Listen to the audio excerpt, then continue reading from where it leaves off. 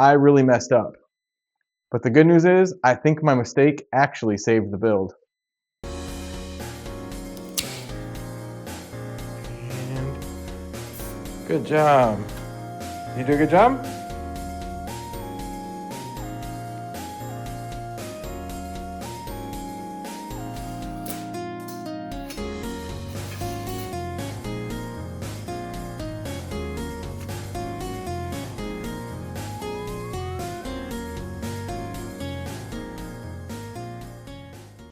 Hey everyone, welcome back to the Village Bike Kitchen. Here it is. This 80s Raleigh montage is my entry into the cheap bike build-off. And let me tell you, I struggled. This bike fought me every step of the way, but it was still worth it. I had so much fun this month, logging online, going onto YouTube and Instagram, and seeing everyone building bikes, sharing their ideas, being creative, and just having a blast. It was really an honor to be a part of this. That's enough of me yapping though. Let's jump right into my first fight with this bike. And if you're interested, stay tuned to the very end to see if we stayed under budget. Thanks. So I messed up. I bought a quill stem for this build that just doesn't fit. The upside is the bars will still work and I can use them on the old stem. The other upside is the old stem has routing for cantilever brakes and the new stem didn't. That'll save me money both on this because I'm only using half of it, and I won't have to buy a hanger for the cantilever brakes. So that's kind of the cheap build bike off. We're all wrapped up into one teaching moment. You do the best you can with what you have to make the bike better, and that's what we're going to do. I had cleanup to do left over from part 1, including this stubborn tape that was all over the bike. Without rubbing alcohol or something like Goof Off on hand, I resorted to fire and hoped for the best with some Dawn Power Wash. And it worked! With the messy stuff out of the way, I moved on to the headset, which was a little tight and needed to be cleaned and greased. This is my favorite type of fix, one you can't really see, but one that completely changes the bike. Fresh parts are fun, and they definitely change the style of a bike. But sometimes the changes you can't see matter just as much as the flashy ones. This kind of maintenance changes how the bike feels and makes it work the way it should. That's what I want this channel to be about, taking a bike from being neglected to feeling solid and worth riding again. And on old bikes, this matters even more. Old standards, odd sizes, hard to find parts, sometimes there just aren't any replacements. The more you can fix on your own, the more satisfying and cheaper these builds are.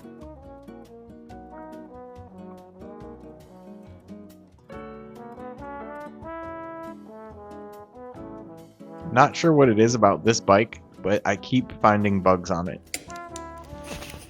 Moving to the cockpit is exciting because here these builds start looking like bikes again. Like I mentioned earlier, my new stem doesn't fit, but the bar that came with it does.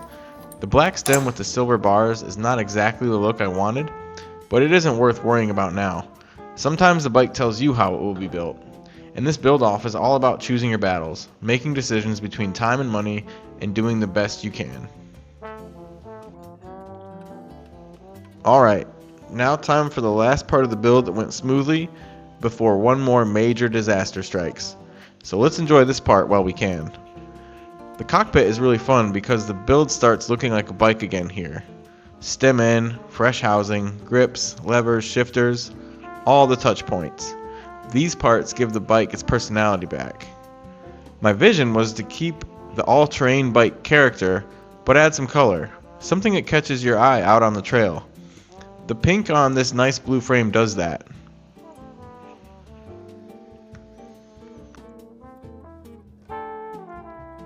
Going to replace the housing, some nice pink housing to match the grips. Luckily the old housing's still intact, so we can just use it to measure.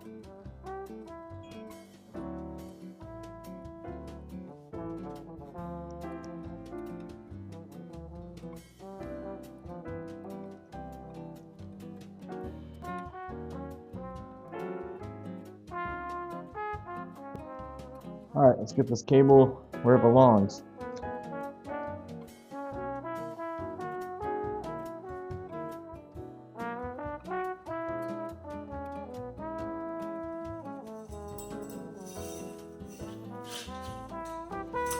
Cabling's going on nicely.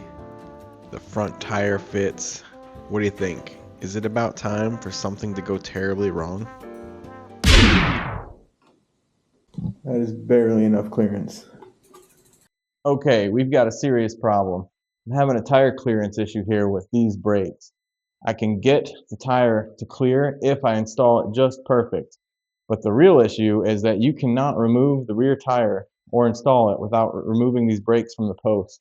And that can be really inconvenient out on the trail, and that's not what we have in mind for this bike. So I have a plan. I think we can replace these brakes with some traditional cantilevers. The problem is that's going to push us dangerously close to our 130 pound or 175 US dollar budget. Let's see if we can make it work. There's nothing I can really do about the tire clearance at this point. I don't have the extra set of brakes on me, so it was time to move on.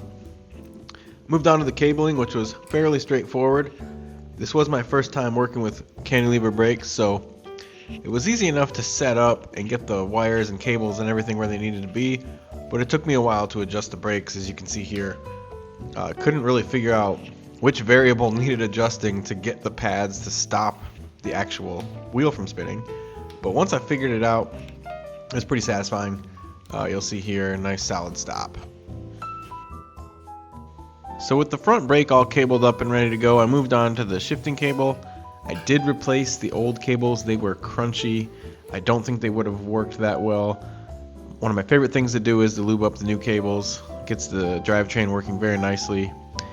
This bike was a lot of fun because there's all sorts of ports and nooks and crannies to route the shifting cable through, so everything goes exactly where it's supposed to go and fits really nicely. Tighten down the cable here, and then I kind of adjust the rear derailleur just to make sure that the high and low limit screws are good, that we won't have any issues. After that, I moved on to the front derailleur, and the bike was done. It's time to go look at the before and after.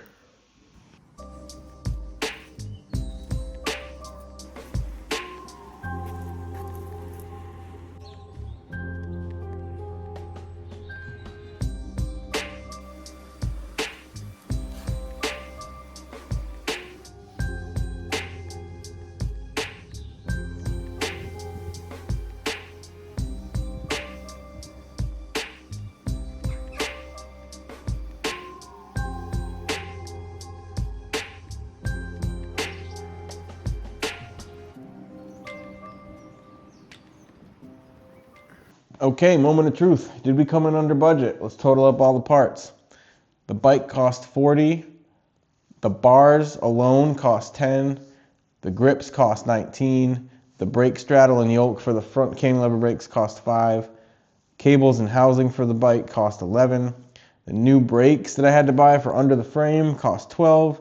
And the tires cost me 32. That totals 129 British pounds, which today translates to $175.77. But I promised you throughout the contest, at some point that number was below 175, so we're going to call this a win that we made budget. One thing I want to talk about though, if you remember in the beginning of the video, I bought a quill stem bar combo that cost 20 pounds, and because the stem didn't fit, I tossed it. So that brought my cost just down to the bars for 10. Which means that mistake alone pushed us down under budget. So I think that's kind of funny. We're under budget. We're going to end the contest. Thanks for watching. Hope you enjoyed. Like and subscribe if you haven't. And we will see you next time.